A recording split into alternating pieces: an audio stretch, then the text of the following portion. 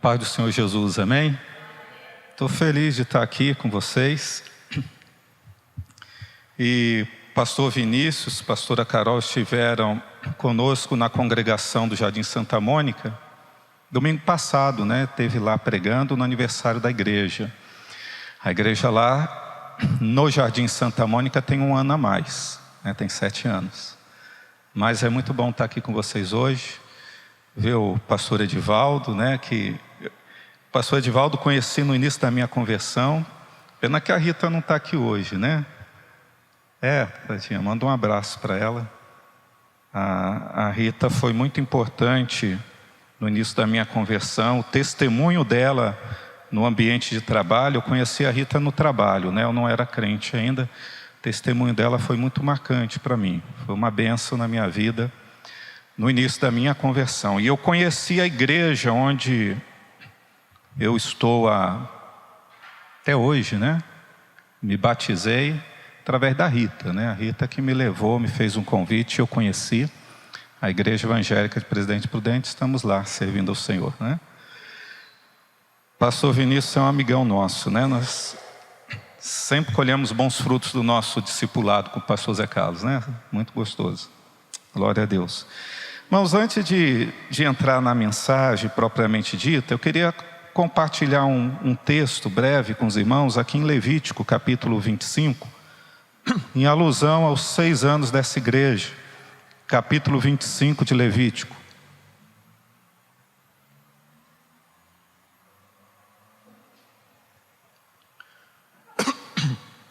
Versículo 18 a seguir. Acharam aí, amém? Observem os meus estatutos e cumpram os meus juízos. Isso é Deus falando. Assim vocês habitarão seguros na terra. A terra dará o seu fruto e vocês terão comida à vontade, e nela habitarão em segurança. Se vocês perguntarem, que comeremos no 7º ano, se não podemos semear nem fazer colheita? Só uma pausa. Aqui em Levítico, capítulo 25, Deus estava instituindo o repouso da terra no 7º ano e o ano do jubileu a cada 70 vezes 7 anos, Não, a cada 7 vezes 7 anos, Ou seja, a cada 49 anos, o 50º ano seria um ano de descanso. Mas Deus estava instituindo ao povo assim, quando você entrar na terra de Canaã, vocês vão semear 6 anos. No 7º ano, vocês deixam que a terra produza o fruto por si só. Não precisa adubar a terra, não precisa podar as árvores, nem lançar semente. E eu vou abençoar vocês. Ele diz, observe os meus estatutos, os meus mandamentos, e eu vou abençoar vocês. Versículo 20. Se vocês perguntarem o que comeremos no 7º ano, se não podemos semear nem fazer a colheita, saibam que eu lhes darei a minha bênção no 6º ano, para que a terra produza o suficiente. Para quantos anos? Está aí na sua Bíblia? Para 3 anos. Então eu acho muito interessante que o 6º ano normalmente é associado com um ano de fartura na palavra de Deus. Eu creio que agora que vocês estão completando 6 anos, vai ser um ano de grande crescimento nessa igreja, para a honra e glória do Senhor, amém? Vai ser uma colheita, nós tomamos posse por fé dessa palavra, equivalente a 3 anos, em nome de Jesus, amém? Vamos crer, vamos tomar posse dessa palavra. Este ano vai ser um ano de ganhar muitas almas para Jesus, aqui no Ministério Verdade e Amor, amém?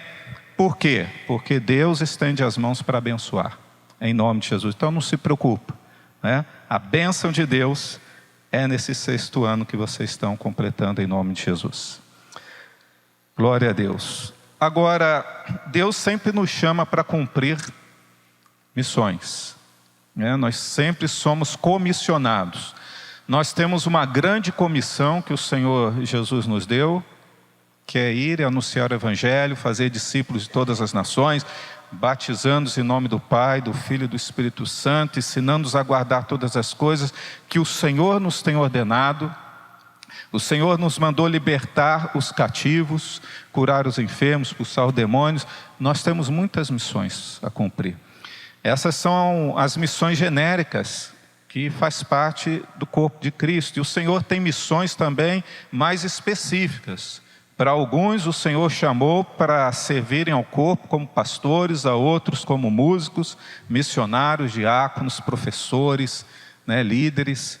E o Senhor nos dá as missões. E o propósito de Deus é que nós cumpramos a missão com todo o nosso coração, como aquela irmã que deu testemunho, eu não gravei o nome dela, né? Como é que chama? A Rose falou, de todo o coração. Eu estou com o coração na obra, eu estou com o coração disposto a servir. E é isso que Deus quer de nós. Mas o diabo, irmão, ele não quer isso. O diabo, ele não é um ser mitológico, ele não está reinando num trono no inferno. Satanás e os seus anjos, eles estão neste mundo. A Bíblia chama Satanás de o príncipe deste século. E a Bíblia nos diz que ele ruge como um leão, procurando quem possa tragar. E uma das principais atividades de Satanás com os seus demônios é impedir o avanço do reino de Deus. É impedir que o chamado de Deus para a sua vida, para a minha vida, se cumpra. Ele vai fazer de tudo para isso. Não pense que ele vai deixar só você fora dos planos dele. Você está nos planos dele. E qual é o plano do diabo em relação à minha vida e à sua vida? Impedir que o propósito de Deus se cumpra através de você. Ele vai tentar impedir. E quando a gente pensa no chamado de Deus, em tentativas do diabo, em impedir o propósito de Deus, uma das passagens que vem muito fortemente à nossa memória, está lá no livro de Neemias, quando Deus levanta um copeiro para reconstruir as muralhas de Jerusalém. Então, se você puder já deixar aberta a sua Bíblia, livro de Neemias, no capítulo 1 mesmo. Neemias, capítulo 1. Está depois de Samuel, Crônicas, Esdras, Neemias. Quem foi Neemias? Eu falei aqui, ele foi um copeiro, a princípio. Depois ele se tornou governador. Neemias foi copeiro e foi governador. Antes de eu continuar, deixa eu fazer uma oração com vocês. Você pode permanecer sentado mesmo, se quiser. Senhor Deus, eu te agradeço, ó Pai, por esse rebanho do Senhor que aqui congrega, que aqui, Senhor, tem anunciado o Teu reino, tem se fortalecido na Tua presença, tem se enchido da Tua palavra, tem buscado a direção do Teu Espírito para cumprir a obra do ministério. Senhor, eu peço que o Senhor continue a ordenar a bênção, Senhor, sobre esta igreja, sobre este ministério, sobre a vida de cada membro, da sua liderança. Meu Deus, e que este ano que se renova na vida dessa igreja que o Senhor plantou, seja um ano de muitas colheitas, Senhor, de muitos frutos para o Senhor, para a glória do Teu santo nome. Nós pedimos a Ti, ó Deus, que o Senhor continue a falar conosco por meio da Tua palavra e revela o Teu propósito ao nosso coração nessa noite, em nome de Jesus. Amém? Neemias foi copeiro do rei. Segundo a história, um rei Artaxerxes. Neemias, ele não tinha um cargo assim que exigia muitas qualificações, mas exigia uma qualificação indispensável a todo servo de Deus. Exigia fidelidade. Neemias era copeiro do rei. Neemias, o cargo de copeiro não exigia assim um vasto conhecimento intelectual, não precisava. Ele não precisava ser formado em teologia, em ciências da natureza, matemática, não precisava. Ele não precisava ser um poliglota, ele não precisava ser um exímio administrador, mas precisava ser uma pessoa de extrema confiança. O copeiro era aquela pessoa que era responsável pelo que o rei bebia, pelo que o rei comia. ele tinha a obrigação de experimentar a água do rei, de experimentar o vinho do rei, de provar a comida do rei, antes que servissem ao rei, porque se tivesse envenenado, ele morria primeiro. Então tinha que ser alguém de extrema confiança. E Neemias era essa pessoa. Ele era uma pessoa de extrema confiança. Apesar dele não ser da mesma nação que o rei, ele era filho daqueles que haviam sido trazidos como escravos na época de Nabucodonosor para a Babilônia. E ele nasceu em terra estrangeira, filho de estrangeiros, mas alguém que se mostrou fiel. A Bíblia diz que Deus é fiel, amém? Nós precisamos ser fiéis em tudo. Se Deus preza algo, irmão, na nossa vida é fidelidade. Isso Deus não dá, isso você precisa ter. Você precisa. Nós precisamos ser fiéis a Deus. Nós precisamos ser fiéis à nossa igreja. Nós precisamos ser fiéis ao nosso cônjuge. Nós precisamos ser fiéis aos nossos amigos. Fidelidade é algo indispensável na vida de um cristão. A Bíblia diz que, ainda que sejamos infiéis, Deus permanece fiel, porque Ele não pode negar-se a si mesmo. A fidelidade faz parte do caráter de Deus. Não é que Ele tem fidelidade, Ele é. Ou melhor, a fidelidade é algo que emana dEle. Amém? Precisamos ser fiéis. Neemias era um homem fiel, e quando o irmão dele parte em missão lá para Jerusalém, ele ficou ansioso esperando um retorno para saber notícias de como que estava a cidade dos seus antepassados, como que estava o seu povo de origem lá em Jerusalém.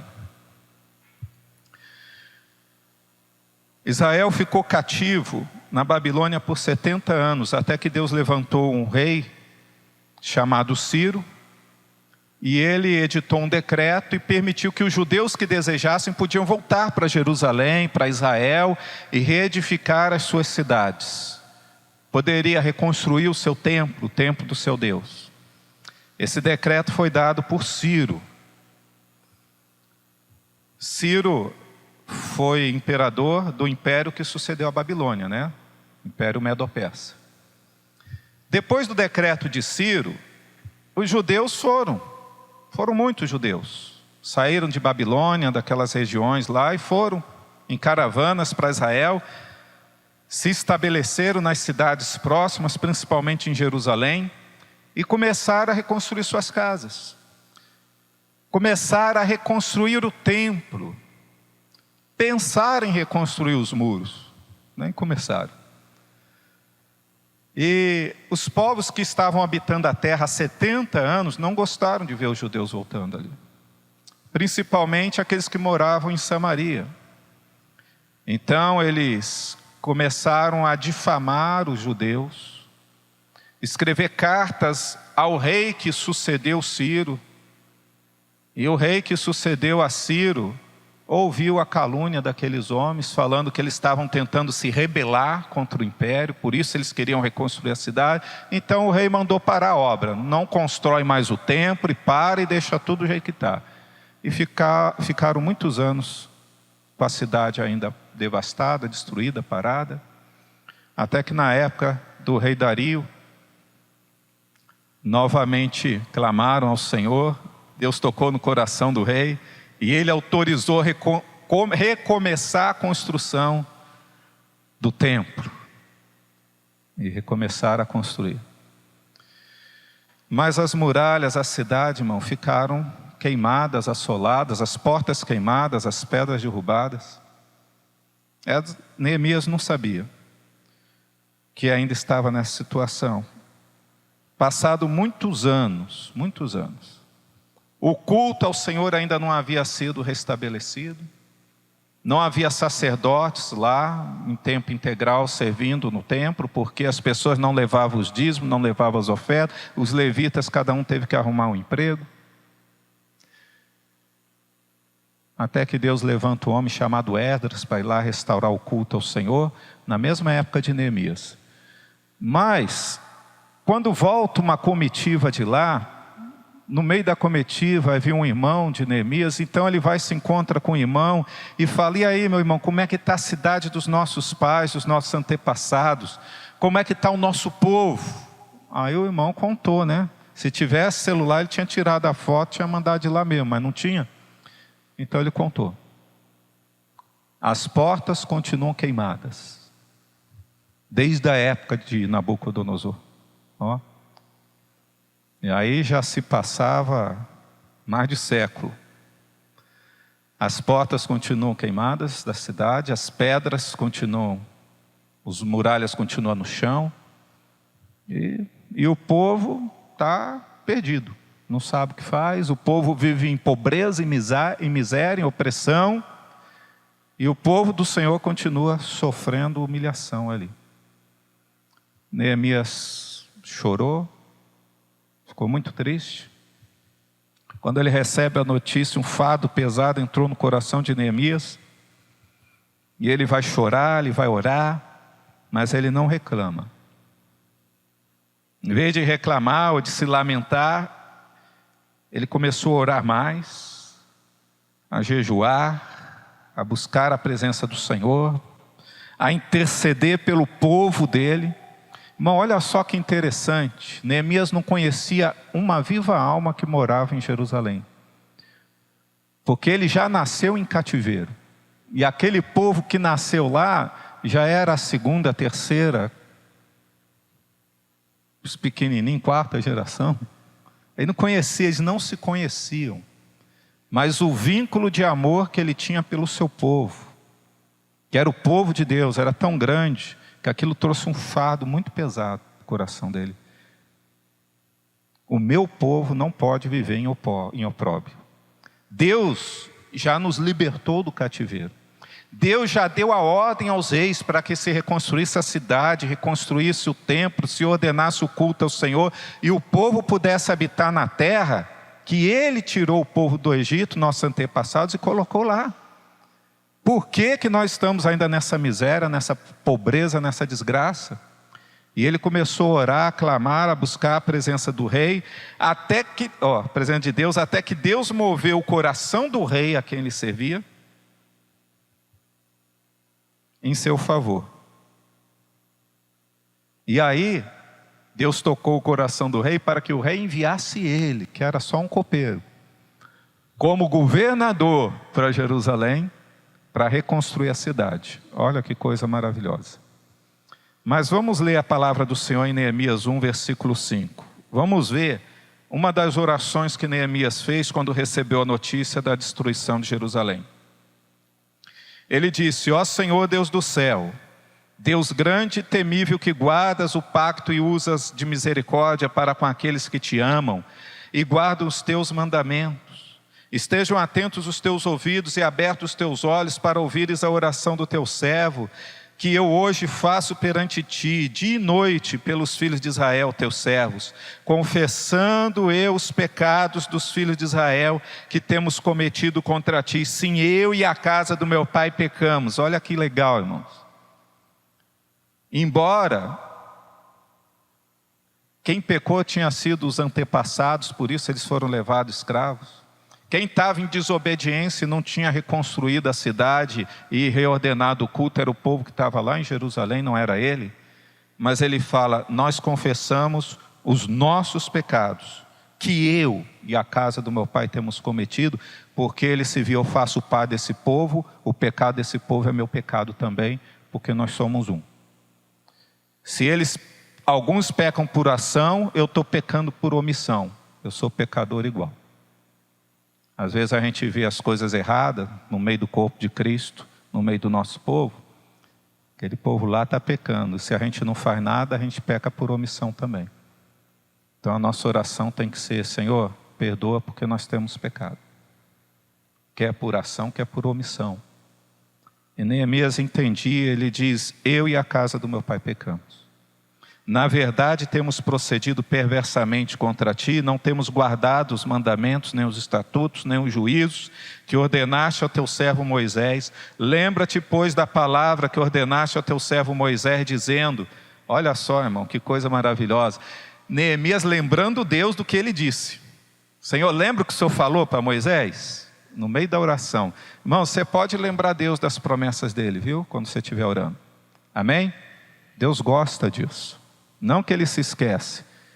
Ele gosta quando você lembra das promessas dele e fala, Senhor, lembra do que o Senhor disse?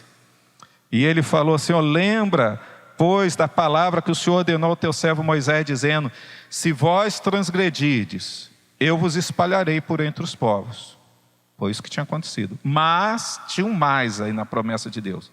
Se vos converterdes a mim, guardardes os meus mandamentos e os cumprirdes, ainda que os vossos rejeitados estejam na extremidade do céu, de lá os ajuntarei e os trarei para o lugar que tenho escolhido, para ali fazer habitar o meu nome. Glória a Deus. Então Neemias falou, Senhor, lembra que o Senhor falou? Que se nós pecarmos, o Senhor iria nos espalhar pelas nações? Mas o Senhor também disse, que depois disso acontecer, se nós nos arrependêssemos, e guardássemos os teus mandamentos, o Senhor iria nos recolher de volta, ainda que fosse da extremidade do céu, e o Senhor ia nos trazer e nos colocar na nossa terra novamente.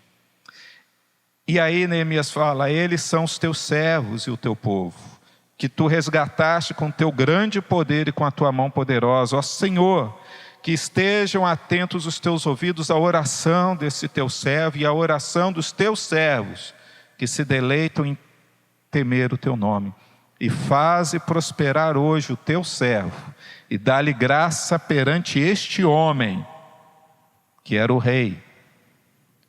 Era eu então, copeiro do rei. Irmãos, olha que oração tremenda. Eles pecaram e eu pequei, mas eu tenho que fazer alguma coisa, eu não vou me omitir mais. O meu povo está sofrendo, a minha família está em desgraça. Às vezes você olha para sua casa e fala, a minha família está em desgraça, está uma maldição, o diabo tem semeado discórdia, contenda, separação, perturbação, porque eles não conhecem a Deus. Mas eu não vou ficar sem fazer nada não, agora eu vou fazer alguma coisa.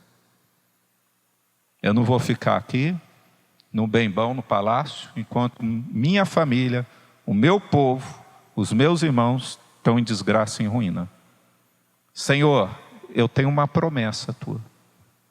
O Senhor disse lá para Moisés que se o povo pecasse, o Senhor ia tirá-los da terra e ia espalhar entre as nações. Mas o Senhor disse que se eles se arrependessem, o Senhor traria de volta. Então, eu peço ao Senhor que o Senhor me dê graça perante esse homem, que é o rei. Porque eu vou falar com ele. Oração, irmão, baseado na promessa de Deus. Amém? E ele foi falar com o rei.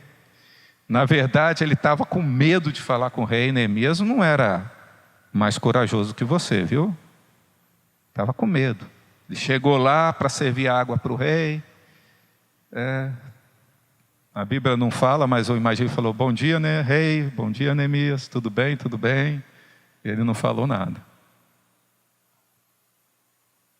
Estava o rei sentado, a rainha do lado. E aí o rei percebeu que tinha alguma coisa estranha no semblante de Neemias. Ele falou, Neemias, o que está acontecendo? Estou percebendo que você está com um semblante triste. Tem alguma coisa errada com você. Alguma coisa na tua alma.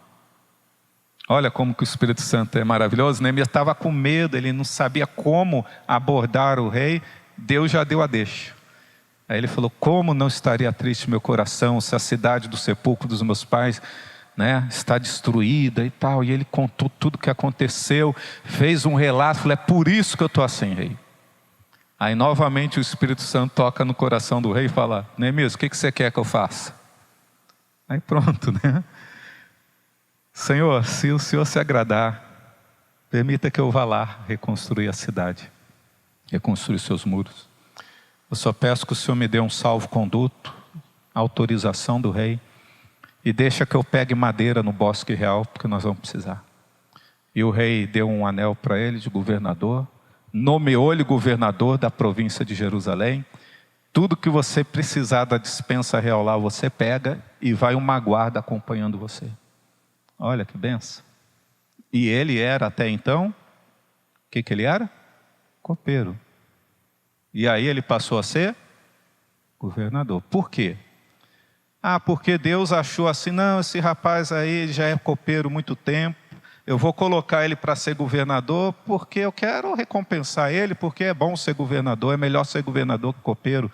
Foi por isso que Deus fez de Neemias governador?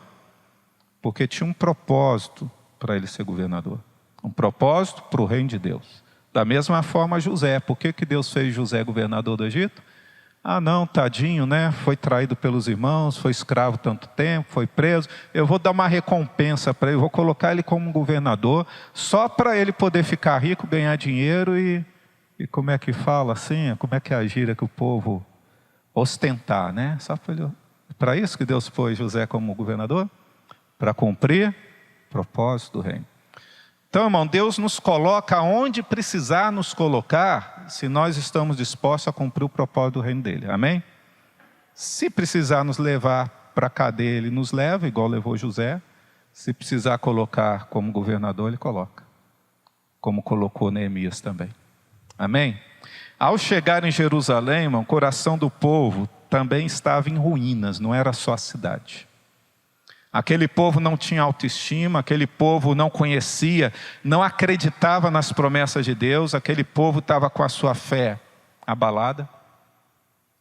Não se via mais como uma nação, estava um negócio terrível.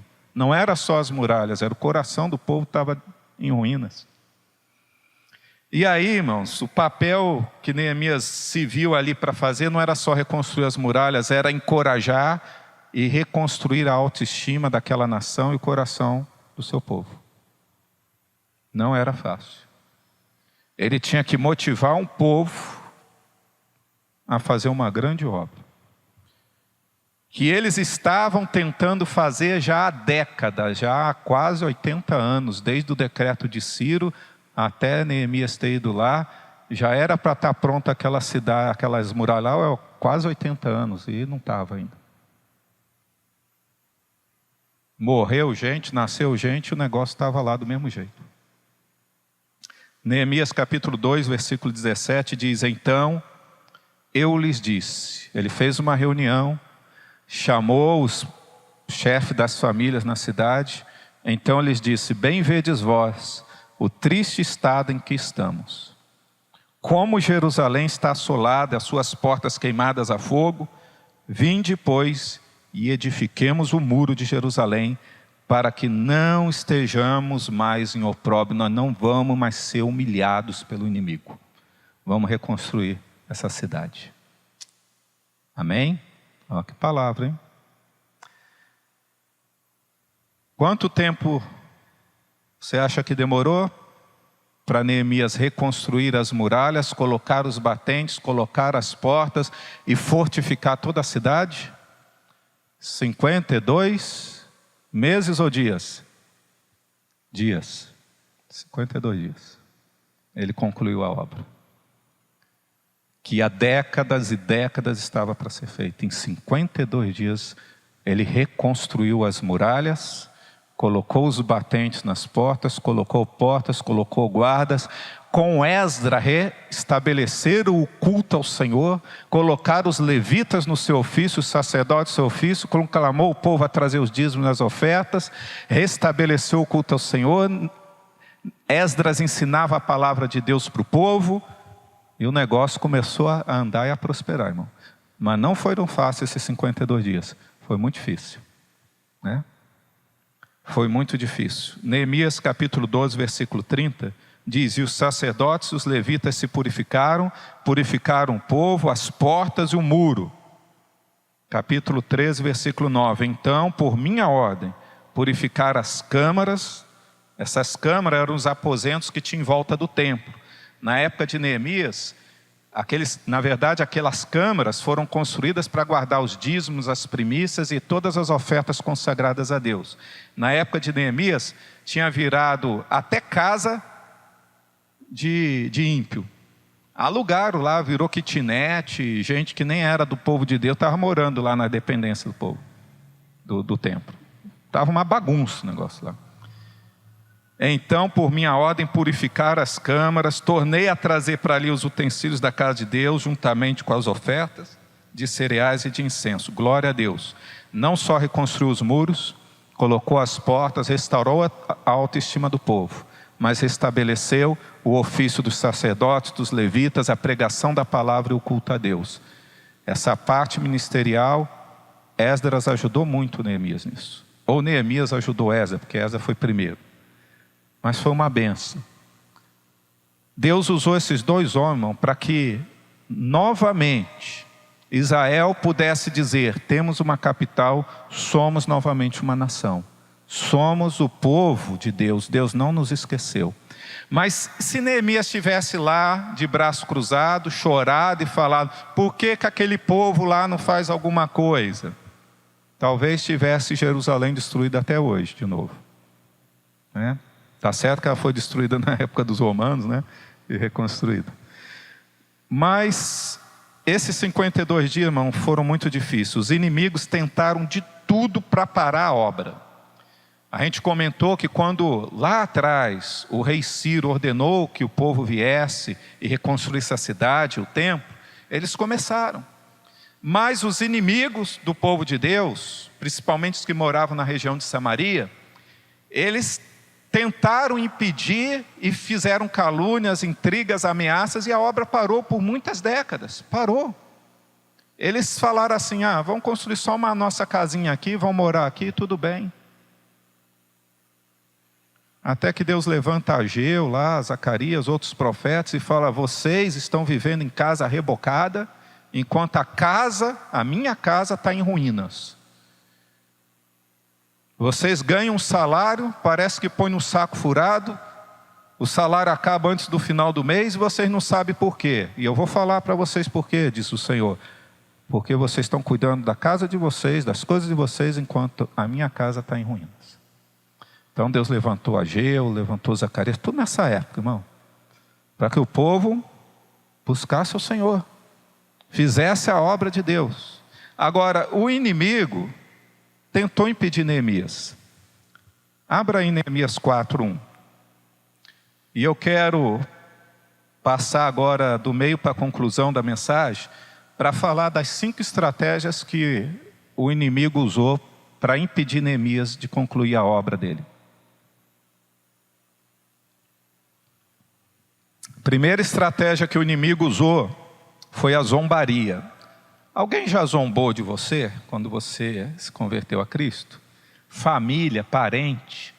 Não adianta chamar ele não, ela não, porque agora ele é crente.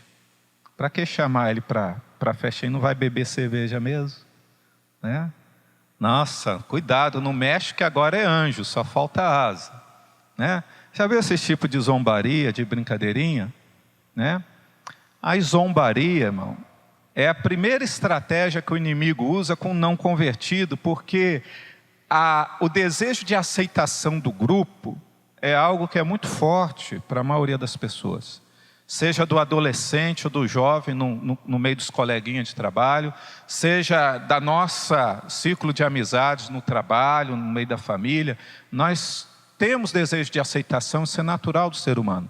Então o diabo usa da zombaria para tentar ridicularizar você por causa da sua fé, para tentar fazer você parar, não seguir mais o chamado de Deus para a sua vida, não cumprir o propósito de Deus. A primeira estratégia que os inimigos usaram contra Neemias foi zombaria. Olha aqui, Neemias 4:1. Ora, diz Neemias, quando Sambalate ouviu que edificávamos o muro, ardeu em ira, indignou-se muito e zombou dos judeus. E falou na presença dos seus irmãos e do exército de Samaria, dizendo: que fazem esses fracos judeus? Fortificar-se-ão? Oferecerão sacrifícios? Ou seja, vão voltar a sacrificar no templo? Acabarão a obra num só dia? Parece doido trabalhando aí carregando pedra, parece que vão reconstruir tudo num dia só. Vivificarão dos montões de pó essas pedras que foram queimadas? Isso aí não presta para nada? Eles acham que isso aí ainda vai servir para alguma coisa? Ora, estava ao lado dele Tobias, o amonita, que disse: ainda que edifique esse muro, vindo uma raposa derrubará esse muro de pedra. Né? É como assim, se pular um gato em cima cai. Eles não sabem fazer nada, esse povo aí não tem competência. Neemias orou e disse: ouve ao nosso Deus, pois somos tão desprezados. Faze recair o opróbrio dele sobre as suas cabeças, e faze com que ele seja um despojo numa terra de cativeiro. Não cubras a sua iniquidade, e não se risque de diante de ti o seu pecado, pois que te provocaram a ira na presença dos construtores, dos edificadores. Assim edificamos o muro. E todo o muro se completou até a metade da sua altura, porque o coração do povo se inclinava a trabalhar. Irmão, ainda que havia zombaria, Neemias orava e falava: vamos trabalhar, gente. Deixa isso para lá. O diabo, o inimigo, está tentando fazer desanimar. E o coração do povo ouviu a voz de Neemias, e eles, mesmo com a zombaria, levantaram o muro até a metade da altura. Só que o inimigo não desiste.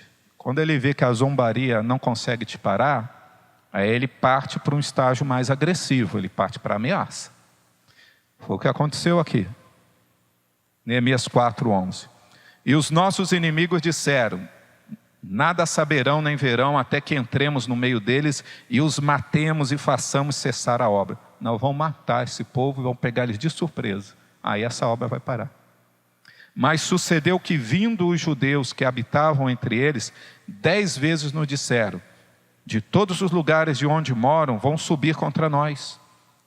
Pelo que nos lugares baixos, por detrás do muro e nos lugares abertos, dispus o povo segundo suas famílias, com as suas espadas, com as suas lanças, com seus arcos. Olhei, levantei-me e disse aos nobres, aos magistrados e ao resto do povo: não os temais, lembrai-vos do Senhor grande e temível, e pelejai por vossos irmãos, vossos filhos, vossas filhas, vossas mulheres e vossas causas. Só uma pausa. A segunda estratégia falou assim: vamos ameaçar eles de morte, se eles não pararem. Vamos pegar eles de emboscada. Só que vieram alertar. Neemias, eles estão armando emboscada aqui e ali. O que Neemias fez? Chamou o pessoal e falou: olha, nós precisamos nos preparar para a batalha. Nós temos que nos armar, porque o inimigo vai vir contra nós, e você precisa lutar. Você precisa lutar pelo Senhor. Você precisa lutar pelos seus filhos, você precisa lutar pelas suas filhas, você precisa lutar pelas suas mulheres, você precisa lutar pela sua casa. Irmãos, não é diferente no reino espiritual. Quando o diabo não consegue te parar, ele vai tentar afligir a tua família. Se ele não conseguir afligir você, ele vai querer afligir a tua esposa, o teu marido, os teus filhos. Você tem que se armar, você tem que se preparar para resistir, para lutar contra ele. Porque se a gente está fazendo a obra do Senhor e de repente o Senhor enreda no laço um filho nosso, um cônjuge nosso, a tendência de muitos de nós é falar: não, eu vou deixar a obra do Senhor para depois, porque agora eu preciso cuidar do meu filho. Você tem que cuidar do teu filho, mas não deixa a obra do Senhor, porque é isso que o diabo quer. Você tem que se armar, você tem que estar preparado para quando ele vir, você repreendê-lo no nome de Jesus. Quando Jesus desceu do monte, ele tinha ido orar com Tiago, José, com Pedro, Tiago e João, perdão, tem José, Pedro, Tiago e João. Ele viu uma confusão lá, porque tinha um jovem endemoniado que os outros discípulos não conseguiam expulsar. E aí Jesus expulsou, falou que eles não tinham fé, eles precisavam ter mais fé. E aí os discípulos perguntaram: por que não conseguimos expulsar? E Jesus falou: essa caça de demônio não sai senão com jejum e oração. Ou seja, eu passei a madrugada em oração e jejum. Pedro, Tiago e João estavam comigo, e vocês? Estão fazendo o quê? Vocês têm que se preparar para quando o inimigo vier. Ora e jejua, se prepara. Neemias falou: agora é hora de se armar. Aqui é um ponto fraco, vamos nos armar e lutar pela nossa casa, pela nossa família.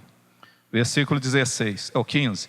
Quando os nossos inimigos souberam que nós tínhamos sido avisados e que Deus tinha dissipado o conselho deles, todos voltamos ao muro, cada um para a sua obra, e desde aquele dia metade dos meus moços trabalhava na obra, a outra metade empunhava lanças, escudos, arcos e couraças. Esses eram os moços, eram os soldados que veio com ele para Jerusalém. E os chefes estavam por detrás de toda a casa de Judá. Os que estavam edificando o muro e os carregadores que levavam as cargas, cada um com uma das mãos fazia a obra e com a outra segurava a sua arma. Qual que é a nossa arma hoje, irmão? Principalmente é a palavra de Deus. Você tem empunhado bem essa arma na sua casa? Todo dia você tem manejado ela? Porque às vezes a gente pega a espada, enfia na bainha e deixa lá segunda, terça, quarta, quinta, sexta. Aí na hora que precisa puxar, ela até enferrujou lá, está difícil de sair. Você ouve uma afronta do diabo, você vê uma pessoa trazendo a palavra de maldição, você quer dar uma palavra de ânimo, de encorajamento, de vitória, está na ponta da língua e não sai. A arma precisa estar sendo bem manejada, irmão, o tempo todo afiada, cheia no coração para sair na hora que precisa. Faz a obra com a espada na mão, ou seja, guardei a tua palavra no meu coração para não pecar contra ti. A terceira arma que o inimigo usou contra Neemias foi distração. Irmãos, se você é um crente que não está nem aí para a zombaria, se você é um crente que não tem medo da ameaça de Satanás, você sabe que ele é um mentiroso, um derrotado, ele pode até rugir como um leão, mas o verdadeiro leão é Jesus, amém? Cuidado que o diabo vai tentar distrair você. Fala, tudo bem, essa mulher, esse homem é uma pessoa de fé. Ele não está nem aí para a zombaria, ele sabe quem é o Senhor dele, ele não tem medo de mim, mas eu vou distrair ele. Eu vou roubar a atenção dele. A hora que ele estiver bem distraído, eu pego. Neemias 6:1. Quando Sambalate, Tobias e Gesem, o arábio, e o resto dos nossos inimigos souberam que eu já tinha edificado o muro, que nele já não havia brecha alguma, ainda que até esse tempo não tinha posto as portas nos portais, aqui ele já tinha levantado todo o muro, posto os batentes.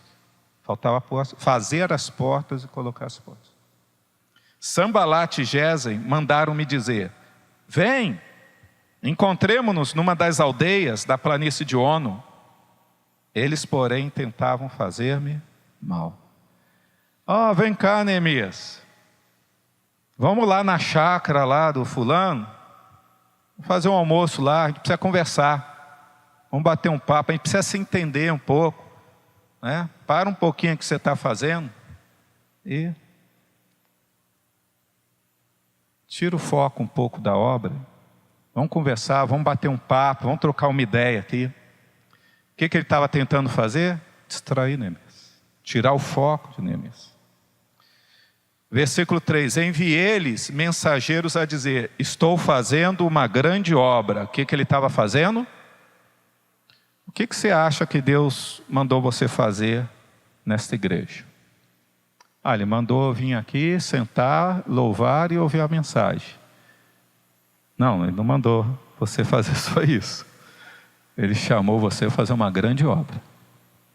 Amém? Então diga para a pessoa que está perto de você e fala, Deus te chamou para fazer uma grande obra nessa cidade. Uma grande obra. Eu não sei se depois daqui Deus vai te mandar fazer uma grande obra em outras cidades. Mas por enquanto Deus te chamou para fazer uma grande obra. Então cuidado com as distrações. Estar aqui é melhor do que estar no shopping hoje. Louvado seja Deus pela sua vida. Você está se preparando, está se fortalecendo para essa grande obra que Deus te chamou. Porque se você estivesse hoje no shopping se distraindo, era tudo que o diabo queria.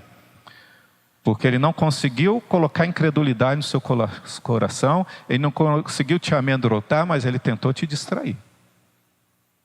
E você não se distraiu. Hoje é dia de culto, eu vou servir ao Senhor, vou me fortalecer, porque Deus me chamou para uma grande obra.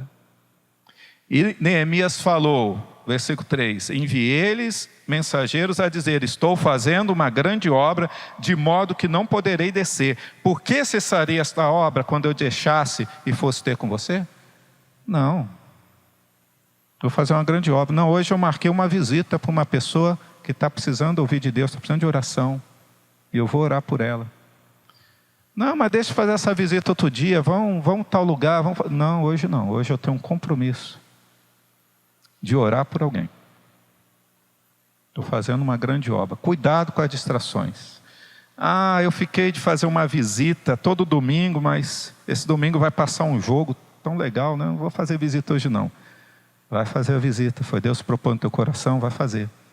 Né? Depois você assiste o replay do jogo, não tem problema. Né? Deus te chamou a fazer uma grande obra. A Bíblia diz, versículo 4, do mesmo modo me mandaram dizer 4 vezes, e do mesmo modo respondi as 4 vezes. Não interessa quantas vezes o diabo quiser te distrair, né? Não caia nas distrações dele. Se você já tem um compromisso com a casa de Deus, se você já tem um compromisso de fazer algo para o Senhor, não troque o teu compromisso. O diabo vai tentar nos distrair. Ele não conseguiu nos desanimar com zombaria, não conseguiu nos amedrontar, ele vai tentar distrair. Qual foi a 4ª arma que o diabo usou contra Neemias? Calúnia. Ele vai tentar te difamar, te caluniar, levantar pessoas para falar coisas assim que vão entristecer teu coração e vão fazer até você pensar assim, melhor desistir porque acho que eu não dou para isso não. Eu estou tentando liderar um grupo aqui, eu estou tentando desempenhar esse ministério, mas tem gente que não entende, é difícil, acho que eu vou largar, né? Eu vou abrir meu negócio, eu vou cuidar da minha carreira profissional, porque o diabo usa calúnias, ele usa difamação, ele quer levantar contenda para desanimar. Não olhe para esse tipo de situação, para as pessoas, tente enxergar o diabo usando elas. Quando Pedro falou uma palavra que era uma palavra de desânimo para Jesus, Jesus repreendeu Satanás, não Pedro. Né? Arreda-te de mim, Satanás. Falou para Pedro. Porque aquela palavra na boca de Pedro era o diabo que tinha colocado. Neemias 6,5. Então Sambalate ainda, pela 5ª vez, me enviou o seu moço com uma carta aberta na mão, na qual estava escrito, entre as nações se ouviu. Olha o que estava escrito na carta. E ele leu essa carta para todo o povo. Entre as nações se ouviu. E Gesem diz, que tu e os judeus intentais revoltar-vos contra o rei, é claro. E por isso tu estás edificando o muro. E segundo se diz, estão dizendo por aí, que você quer fazer-te rei deles. Você quer ser o rei deles. E que já constituíste profetas para proclamarem a respeito de ti em Jerusalém, dizendo, há rei em Judá. Ora, essas coisas chegarão aos ouvidos do rei. Vem, pois, agora, consultemo-nos juntamente. Olha só que calúnia que levantaram. Estão falando por aí que você já está armando uma rebelião contra o rei. Por isso você fortificou a cidade. Você já mandou, já pagou gente aí para proclamar e profetizar que já tem rei em Judá. É melhor a gente vir conversar antes que o rei fique sabendo dessa história. Mas ele mesmo inventa a história e quer dar uma ainda de que vai ajudar.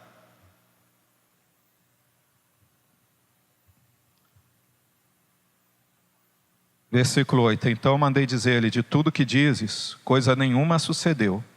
Mas tu mesmo inventas, pois todos eles nos procuravam atemorizar, dizendo, as suas mãos são de largar a obra. E não se efetuará, mas agora, ó Deus, fortalece as minhas mãos. Fortalece as minhas mãos. Quando a gente está se sentindo, irmão, fraco por causa da calúnia, né, da oposição que se levanta a um chamado de Deus, faz essa oração de Neemias. Senhor, fortalece as minhas mãos, não deixe eu fraquejar. Não deixe. O Senhor sabe que isso é mentira.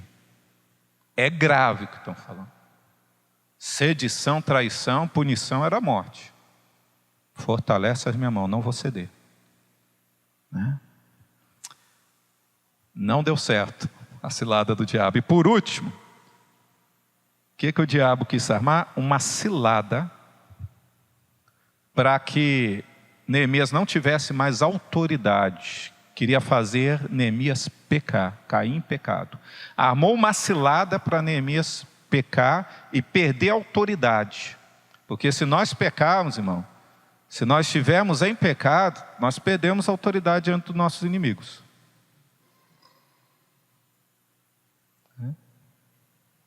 Lembra daquela situação em que 7 judeus viram Paulo expulsar demônio e falaram: olha, é só usar o nome de Jesus. Chegou para um demoniado e falou: nós esconjuramos você, demônio, em nome de Jesus a quem Paulo prega. E aí, lembra o que o demônio falou para eles? Né? Conhecemos Jesus e sabemos quem é Paulo, mas você quem é? Você é um pecador aí que não foi remido no sangue de Cristo? O diabo bateu nos 7, tirou a roupa deles, eles fugiram pelado para não apanhar mais. Né?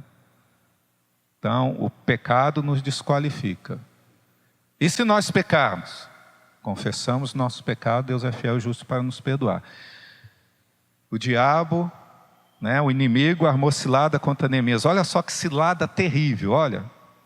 Neemias 6,10. Fui à casa de Semaías, filho de Delaías, filho de Meatebel, que estava em recolhimento. Esse Semaías era judeu. E disse ele: ajuntemo-nos na casa de Deus, dentro do templo, e fechemos as suas portas, pois virão matar-te, Neemias. Sim, de noite virão matar-te. Olha só, o Semaías falou assim: olha, eu fiquei sabendo que essa noite vão entrar na cidade e vão matar você. Só tem um jeito de você escapar. Eu vou com você. A gente entra no templo, fecha a porta e a gente passa a noite lá, porque lá está seguro. O templo, as paredes são enormes, portas grossas, ninguém vai entrar lá, você está seguro lá. Dentro do templo. Neemias era sacerdote, irmãos? Não. Ele podia entrar no templo? Não, não podia. Não, mas é sério, eu sou o governador, e se eu morrer a obra vai acabar e é para salvar a minha vida, eu vou entrar no templo. Neemias não entrou no templo. Versículo 11. Eu, porém, respondi, disse Neemias: um homem como eu fugiria? Você acha que eu tenho medo do inimigo? Eu não vou fugir. Eu não vou. E quem há que, sendo tal como eu, possa entrar no templo e viver? Quem sou eu para entrar no templo? Eu não sou sacerdote. Eu não sou da linhagem de Arão. Deus me chamou para governador, não me chamou para ser sacerdote. A Bíblia diz de um rei que ele se achou tão grande que ele mandou fazer um incensário, pôs incenso e entrou no templo para oferecer incenso igual os sacerdotes ofereciam. Era o Uzias? Uzias. Obrigado.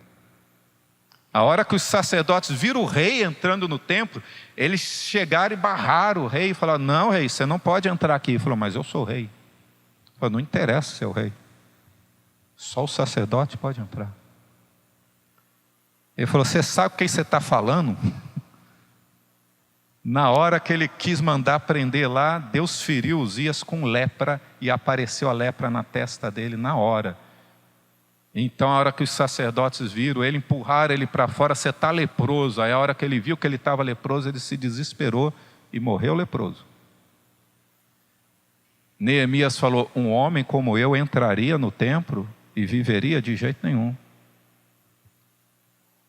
De maneira nenhuma entrarei, versículo 12.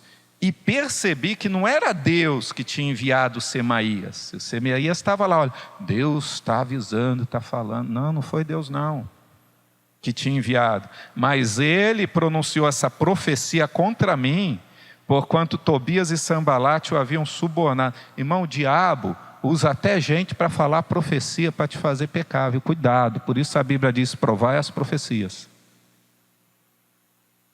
Deus usou 2 profetas aqui para profetizar contra Neemias. Usou o Semaías, né? E eles o subornaram para me atemorizar, a fim de que eu assim fizesse e pecasse, para que tivessem de que me infamar e assim me humilhasse, me vituperasse. Lembra-te, meu Deus, de Tobias e de Sambalate, conforme essas suas obras, e também da profetisa Noadias. Essa profetisa também profetizou falsamente, para fazer Neemias tropeçar. e dos demais profetas que procuravam atemorizá-lo. Julgai as profecias se realmente elas são de Deus, conforme a palavra do Senhor. Amém? Neemias era um homem que julgava a profecia, viu? Não, mas Deus falou. Mas que história é essa? Deus falou? Eu não sou sacerdote, eu não posso entrar no templo. Como é que Deus vai falar algo que vai contrário à sua palavra? Então Deus não falou coisa nenhuma, né? Precisamos conhecer a palavra de Deus. Conclusão, Neemias 6, versículo 15. Acabou-se, pois, o muro, aos 25 do mês de Elul, em 52 dias, glória a Deus. Quando todos os nossos inimigos souberam disso, todos os povos que haviam ao redor de nós temeram e abateram-se muito em seu próprio conceito, pois perceberam que fizemos esta obra com auxílio do nosso Deus. Glória a Deus.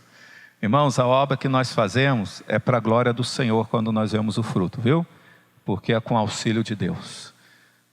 Mas tem luta, irmão.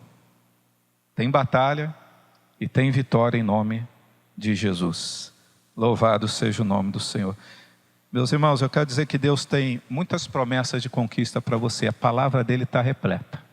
E eu creio que este 6º ano que começa vai ser triplicado as bênçãos na sua vida. Mas você tem que perseverar. Amém? Persevera. Se o inimigo vier com zombaria, né? Vier com ameaça, né? Vier tentando te atemorizar, vier tentando fazer com que você peque, né? Fique atento. Vier com calúnia contra você, vier com as distrações, resista, né? Resista. Lembre-se, você tem promessas de Deus para a sua vida, para a sua casa, né? Você tem que lutar em oração, tem que lutar com jejum. O jejum faz parte da vida do cristão. Firmado na palavra de Deus, não deixa essa espada na bainha a semana toda e tira ela só no final de semana. Todo dia afia, né? Afia a sua espada, maneja bem a palavra da verdade, para que você esteja sempre firmado na fé diante de toda zombaria, ameaça, distração, ciladas, né? Calúnias do inimigo. Tenha fé, né? Guarde a fé e não desista. Eu creio que este ano de 2019 vai ser um ano de muitas conquistas na sua vida e em todo o ministério Verdade e Amor, em nome do Senhor Jesus. Amém? Deus abençoe grandemente a sua vida, em nome de Jesus. Amém?